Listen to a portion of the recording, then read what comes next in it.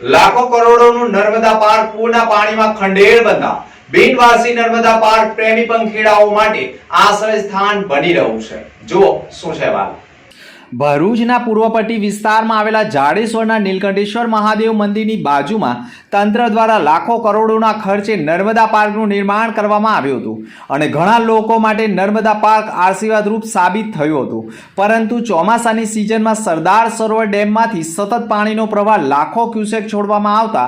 નર્મદા નદીમાં પૂરની સ્થિતિનું નિર્માણ થયું હતું, જેના કારણે કાંઠા વિસ્તારના ખેડૂતોના ખેતરો સાથે નર્મદા પાર્કમાં પણ પૂરના પાણી ફરી વળ્યા હતા અને નર્મદા પાર્કમાં મોટું નુકસાન થયું હતું। નર્મદા પાર્કમાં પૂરના પાણી ફરી વળ્યા બાદ નર્મદા પાર્કનો કોન્ટ્રાક્ટ પણ કોન્ટ્રાક્ટરે છોડી દીધો હતો, જેના કારણે નર્મદા પાર્ક બિનવારસી બની જતા નર્મદા પાર્કના મુખ્ય દરવાજા પણ ખુલ્લા રહેતા દિવસ દરમિયાન અને મોડી રાત સુધી ખંડેર બની ગયેલા નર્મદા પાર્કનો ઉપયોગ પ્રેમી પંખીડાઓ કરી રહ્યા છે અને સતત નર્મદા પાર્કમાં ઘણી વખત પ્રેમી પંખીડાઓ કઢંગી હાલતમાં જોવા મળે છે, જેના કારણે નર્મદા પાર્કમાં રહેલા રમતગમતના રમકડાનો લાભ અપાવવા માટે વડીલો પણ પોતાના બાળકોને લઈને આવતા હોય છે, પરંતુ પ્રેમી પંખીડાઓની ગંભીર પ્રકારની કરતૂતોથી વડીલો પણ શરમમાં મુકાઈ જતા હોય છે અને નર્મદા પાર્કમાંથી રવાના થઈ જતા હોય છે। માં નર્મદા તટ પર આવેલ અને જાડેશ્વર નીલકંઠેશ્વર મહાદેવની ગોદમાં આવેલ નર્મદા જે ગાર્ડન છે એની ખૂબ જ ખસ્તા હાલત છે। ત્યાં તમે જોશો કે બાળકોના રમતગમતના સાધનો બી મૃત હાલતમાં દેખાય છે। જે ગાર્ડન બનાવેલો છે ગાર્ડન બી એ પ્રકારનો બનાવેલો કે જ્યાં જે અત્યારે સોશિયલ મીડિયા અને ઇલેક્ટ્રોનિક પ્રિન્ટ મીડિયામાં બી જોવામાં આવે છે કે ત્યાં આગળ ખોટા કામોને પ્રોત્સાહન આપવામાં આવે છે અને જે પ્રકારે ટેન્ડર પ્રક્રિયાથી જગ્યા સોંપવામાં આવે છે તેનું બિલકુલ બી ધ્યાન હોતું નથી કે અંદર કઈ પ્રકારની ગતિવિધિઓ ચાલે છે। માટે કલેક્ટરશ્રીને અને કહેવાતા એસપી સાહેબને હું આ મુદ્દે ખાસ કહીશ કે થોડું ધ્યાન આપે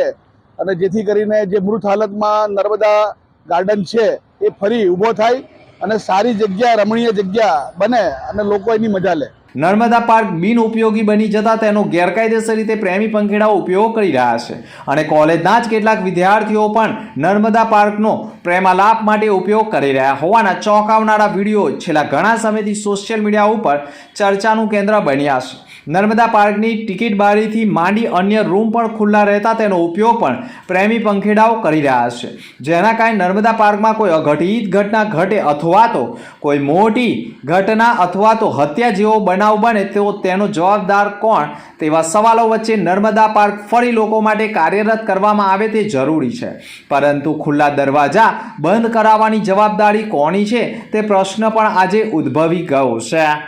મારું નામ રાજેશ પંડિત, આરટીઆઈ એક્ટિવિસ્ટ અને જાગૃત નાગરિક તરીકે ઘણા બધા પ્રશ્નો ઉઠાવી રહ્યો છું।